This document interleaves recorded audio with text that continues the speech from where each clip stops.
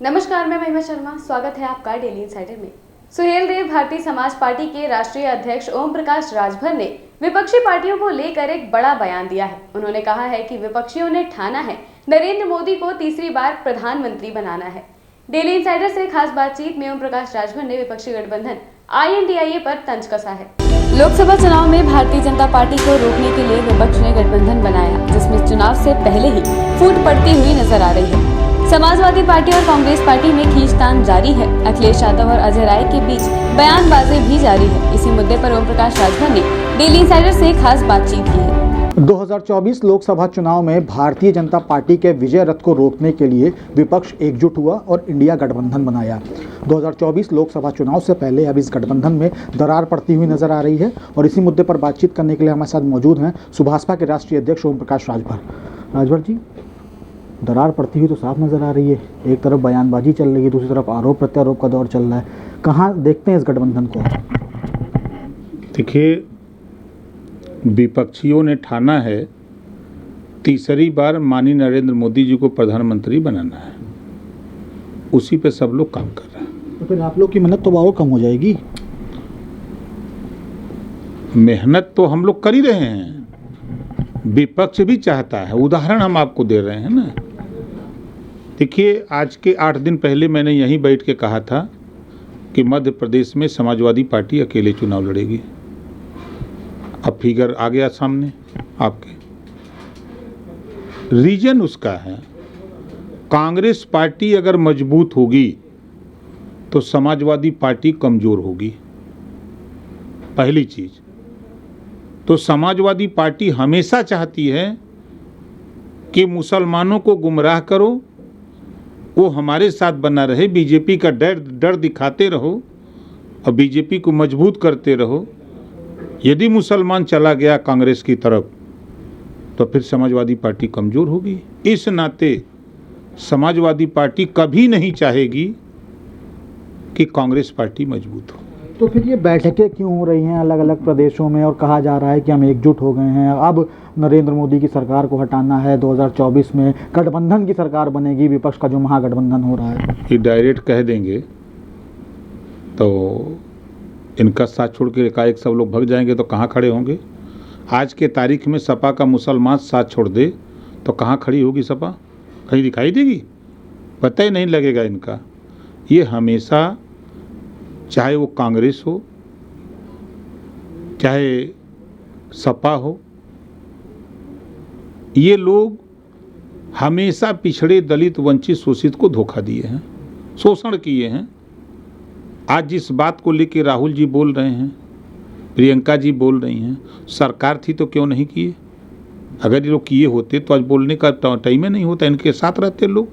आज अखिलेश जी जो बात बोल रहे हैं, 5 साल ये खुद सत्ता में रहे हैं, ये खुद पिछड़ों का हक लूटे हैं, ये खुद बीजेपी को ताकत देने का काम करते हैं। दिन में बीजेपी के खिलाफ मंच पे बोलते हैं, सुनते हैं ना, रात को योगी जी से या मोदी जी से रात को चोरी से मिलते हैं, कोई जाने न पावे। तो आप फिर कैसे जान गए? आपके पीछे सिक्योरिटी गार्ड की तरह लगे हुए थे? नहीं नहीं, हमारे आदमी दोनों तरफ है ना। आप तो बीजेपी में हैं, हम ना सपा में थे ना। तो सपा के लोग बताते हैं कि देखो हमारा नेता गया, फोटो दिखावें अभी निकाल के, आपने भी देखा होगा, कोई बात नहीं। मोदी जी से अखिलेश जी को मिलते हुए फोटो आई है कि नहीं आई है? आप बताओ, हम झूठ बोलते हैं? अभी इसी 5 जून को योगी जी के जन्मदिन पर दोनों लोग गए थे ना, रात को ले जाकर गुलदस्ता दे के आए। ये तो एक शिष्टाचार। हाँ, शिष्टाचार है। अरे जौन तौन वही सबके सामने गाड़ी दे और गली में हाथ जोड़े वही हाल है। ये शुद्ध रूप से आप इतना समझ लो, समाजवादी पार्टी शुद्ध रूप से दलितों और पिछड़ों की दुश्मन। दलितों के प्रमोशन में आरक्षण किसने खत्म किया? समाजवादी पार्टी ने। मायावती जी ने मान्यवर बाबा साहब डॉक्टर अम्बेडकर जी के नाम पर वंचित शोषितों के उत्थान के लिए, दलितों के उत्थान के लिए तमाम योजनाएं बनाई। उसको ख़त्म किसने किया? समाजवादी पार्टी ने। मान्यवर कांसीराम जी ने सोच पैदा किया कि महापुरुष के नाम पर हम गरीबों तक योजना पहुंचाएंगे। उसको नेस्तनाबूद कर दिया अखिलेश जी ने, और पिछड़ों को 27% आरक्षण बांट करके देने के लिए हाई कोर्ट ने कहा था, हमने तो नहीं कहा था। 3 सितंबर 2013 को हाई कोर्ट ने कहा कि कुछ जातियां लाभ उठा रही हैं 27% आरक्षण का, इसको बांट के दिया जाए। हाई कोर्ट के आदेश को नहीं माने, और तो और मजे की बात 1.5 साल के ऊपर हो गया ना अखिलेश जी को विधानसभा में, यहाँ एक बार भी वो अगर बोले हों सामाजिक न्याय समिति की रिपोर्ट लागू करने के लिए, या रोहिणी आयोग वो भी 27% आरक्षण राष्ट्रीय स्तर पे बांट करके सबको देने के लिए, तो ये बात कभी अखिलेश जी के जबान से आई, शिवपाल जी के जबान से आई? ये लोग शुद्ध रूप से चाहते हैं कि गोलियाओ सबको, सबका हिस्सा लूटो, खाली बस दिखाते रहो कि पीडीए लेकर नाम पीडीए का, लूटा हक पिछड़ों का, यही काम तो कर रहे हैं। तो इनसे भैया कुछ होने वाला नहीं है। वो चाहे शिवपाल जी हों, शिवपाल जी ने बोले हैं, हम नहीं बोले हैं।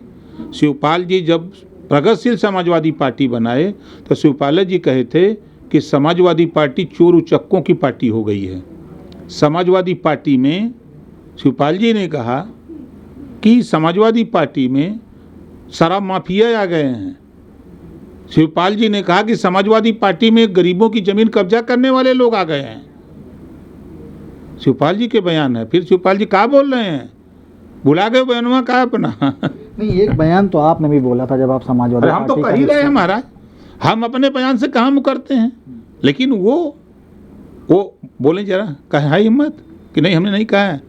आज जो प्रशिक्षण हो रहा है, कल था कहीं ना, हमने सुना कि फ्लॉप सो जा रहा है। उनके नेता का ही बयान, मेरा बयान नहीं है। कहिए तो हम सुना दें अभी उनके नेता का बयान। नहीं, जब आपने सुन लिया तो हमने भी सुन लिया है। यानी कि कुल मिलाकर जो घोसी में तस्वीर हम लोगों ने देखी थी, अब आगे आने वाले चुनाव में वो तस्वीर तो नजर आने वाली नहीं है। सवाल नहीं है, वो दिवा स्वप्न लोग देख रहे हैं। देखिए, देश का चुनाव जब होता है तो देश की जनता देश के लिए वोट देती है। देश की सुरक्षा संरक्षा हम देश के लिए लड़ते हैं। प्रदेश का चुनाव होता है तो प्रदेश के लिए। बाई इलेक्शन जब आजमगढ़ उनका गढ़ हारे तब जबान नहीं खुली। रामपुर जहाँ 65% वोट मुसलमानों का, वहाँ हारे तब नहीं बोले, तब नहीं उछड़ रहे थे, तब सांस अटक गई थी। 400 सीट जीत रहे थे, सरकार नहीं बनी, तब नहीं बोल रहे थे। ये मैं फिर कह रहा हूँ, विपक्षियों ने ठाना है तीसरी बार मोदी जी को प्रधानमंत्री बनाना है। उदाहरण देख लीजिए, तृणमूल कांग्रेस बीजेपी से गठबंधन रहा। कल 3 दिन से बयान नीतीश जी का चल रहा है। क्या बयान क्या कह रहा है? जो हम कह रहे हैं वही बयान उनका है। वो भी बीजेपी के साथ रहे हैं। आप चलिए ले चलता हूँ महाराष्ट्र, उद्धव ठाकरे जी बीजेपी के साथ रहे हैं। तो कुल टीमिया तो वह है जो मोदी जी के चाहता।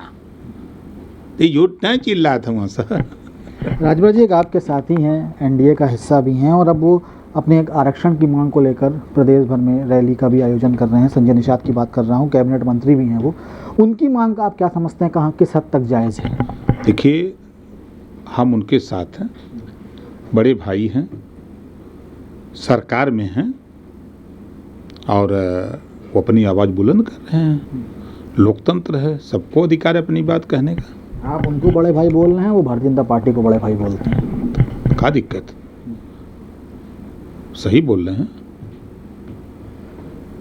मतलब कुल मिलाकर उनकी मांग पर भी आप जो है कह सकते हैं कि वो मांग सही है। बिल्कुल सही है। आखिरी सवाल है, मंत्री पद का कब जो है वो उद्घाटन होने वाला है? कब आप कुर्सी पर बैठेंगे? कुछ समय निर्धारित हुआ? अभी समय नहीं तय है, होगा जल्दी। देर हो गई, अब कितनी देर कहाँ देर हो गई महाराज? देर कहाँ हो रही है?